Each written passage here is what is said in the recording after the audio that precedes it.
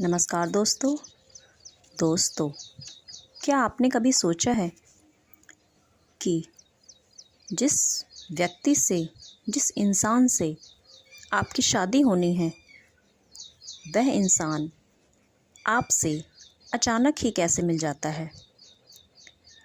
इस संसार में आपका होने वाला पार्टनर, पति या पत्नी आपसे अचानक ही कैसे मिल जाता है और फिर वह आपको अच्छा लगने लग जाता है और फिर उससे आपकी शादी भी हो जाती है। दोस्तों, तो यह सब कुछ अचानक ही नहीं होता। यह सब कुछ ईश्वर पहले से ही तय करके रखते हैं कि आपका होने वाला पार्टनर आपसे कब, कहाँ, कैसे और कितने समय के लिए मिलेगा या नहीं मिलेगा, यह सब कुछ ईश्वर पहले से ही तय करके रखते हैं। लोगों को वह इंसान अचानक ही मिल जाता है और वह उसको अच्छा भी लगने लग जाता है और धीरे धीरे उनकी मुलाकातें बढ़ने लगती हैं और उसकी शादी हो जाती है। किसी के माध्यम से, किसी लिंक के थ्रू वह इंसान आपको मिल जाता है। कई बार देखा जाता है कि जिस माध्यम के थ्रू वह इंसान आपको मिलता है, उनकी ज़िंदगी नहीं मिल पाती, नहीं बन पाती, उनकी शादी नहीं सक्सेस हो पाती और उन्हीं के थ्रू आप मिले हैं, आपकी शादी हो जाती है और सब कुछ अच्छा चल रहा होता है। दोस्तों, यह सब तो ऊपर वाला लिखकर ही भेजता है, तभी तो ऐसा होता है। आपसे जिसकी शादी होनी है वह आपको अचानक ही मिल जाता है। इसमें कोई संदेह की बात नहीं है। चाहे माध्यम कुछ भी हो, चाहे किसी भी लिंक के थ्रू, किसी भी माध्यम से, या आपके माता पिता ने आपके लिए उसका रिश्ता ढूंढा हो और उन्हें वह अच्छा लगा हो और आपकी शादी हो जाए, या वह आपको ही कहीं से मिल जाए, मुलाकात हो जाए, माध्यम कुछ भी हो सकता है। दोस्तों, माता पिता भी अपने बच्चों की शादी करने के लिए कितने ही रिश्ते देखते हैं, लेकिन उन्हें समझ में वही रिश्ता ही क्यों आता है जिससे आपकी शादी होनी है, जो आपकी किस्मत में लिखा हुआ है। हर माँ बाप अपने बच्चों के लिए अच्छे से अच्छा रिश्ता ही खोजना चाहते हैं और खोजते भी हैं, लेकिन दोस्तों, भाग्य तो उस बच्चे के कर्मों के अनुसार ही होगा। माँ बाप चाहे कितना भी अच्छा रिश्ता ढूंढ लें, लेकिन अगर किसी के भाग्य में सुख नहीं लिखा है तो वह उसे नहीं मिलता है। कई लोग सोचते हैं कि हमारा सोलमेट हमें कब मिलेगा या नहीं मिलेगा। तो दोस्तों, सोलमेट हर इंसान को नहीं मिलता है।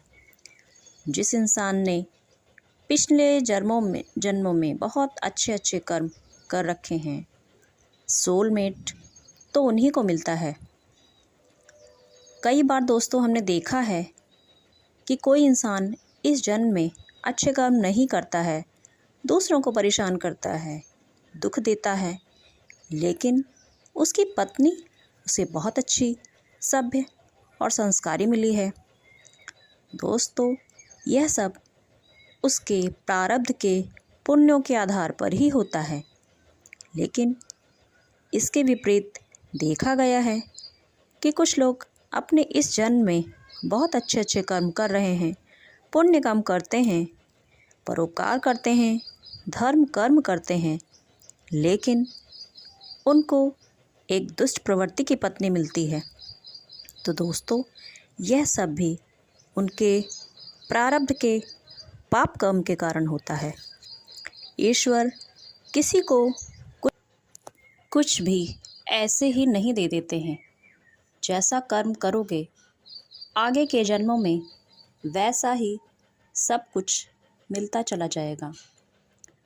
किसी से आप अचानक ही मिल जाते हैं, जिसे भगवान ने आपके जीवन साथी के रूप में सोच रखा है। दोस्तों, कभी कभी हमारे पुराने प्रारब्ध इतने खराब होते हैं कि हम अपना जीवन अकेले ही काटते हैं और ईश्वर से प्रार्थना करते हैं कि ईश्वर उन्हें कोई जीवन साथी दे दे। लेकिन दोस्तों, ईश्वर आपको आपके प्रारब्ध के आधार पर ही तो सब कुछ देते हैं। जो एग्ज़ाम में आप लिखकर आए हैं, नंबर तो उसी के आधार पर ही मिलेगा।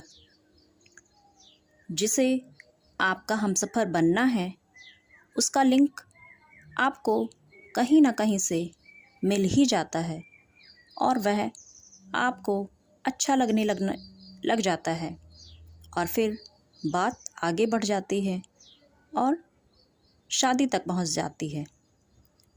आप किसी इंसान से यह सोचकर नहीं मिलते कि मुझे इससे शादी ही करनी है। वह आपको धीरे धीरे अच्छा लगता है, क्योंकि भगवान ने उसे आपकी किस्मत में लिख रखा है। वह आपको मिल जाता है। आप उसे नहीं चुनते, ईश्वर ने उसे आपके लिए चुन रखा होता है। अगर आप किसी के साथ खुश हैं तो वह आपके अच्छे कर्मों के कारण खुश हैं, और अगर आप किसी के साथ दुखी हैं तो वह भी आपके बुरे कर्मों के कारण है। दोस्तों, यह सब तो कर्मों का ही खेल है। बिना कर्म के तो ईश्वर किसी को कुछ नहीं दे सकते। वह आपको आपके ही कर्मों के आधार पर सब कुछ देते हैं। ओम नमः शिवाय।